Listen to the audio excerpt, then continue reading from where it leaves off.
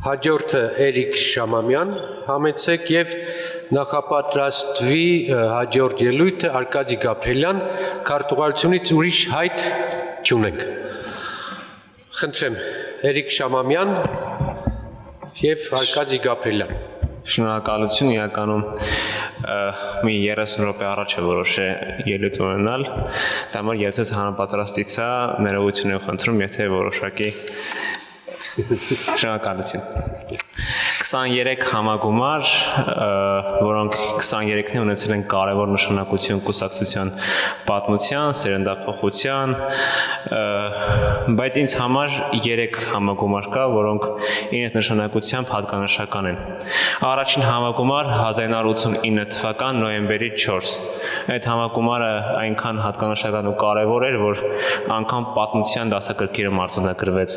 եւ կարևոր նշանակություն ունեցավ հետագայում Հայաստանի անկախության գործընթացի համար։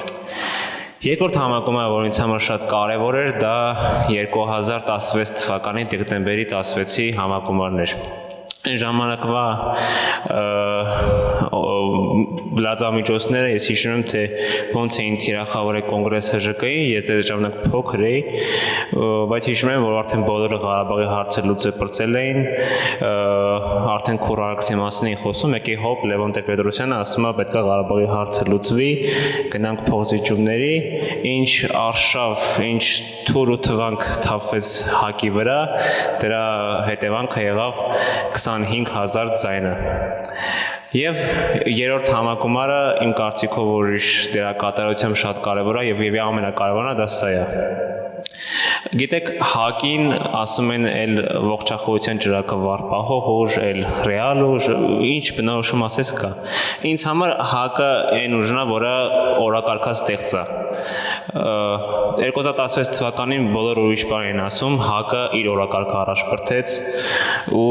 բավական ժողովրդի շրջանում քննարկվեց։ Հիմա նույն բանն է տեղի ունենում։ Մինչև Տեր-Պետրոսյանի երկու հայտարարությունները անդիմության կոնսոլիդացիայի մասին խոսք անգամ տենց նորմալ քննարկումներ չէր գնում։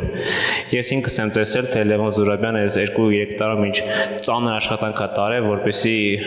անդիմությունը ինչ որ տաշին Ղարաբաղ կոմիտեի սկզբունքով էին ժամանակ ուզում, բայց չէր ստացվում։ Ամեն դեպքում ես գտնում եմ, որ նորից ՀԱԿ-ը իր օրակարգը առաջ բերեց եւ եթե անդիմությունը իրոք կոնսոլիդացվի, դա կլինի Հայաստանի էվթանազիայի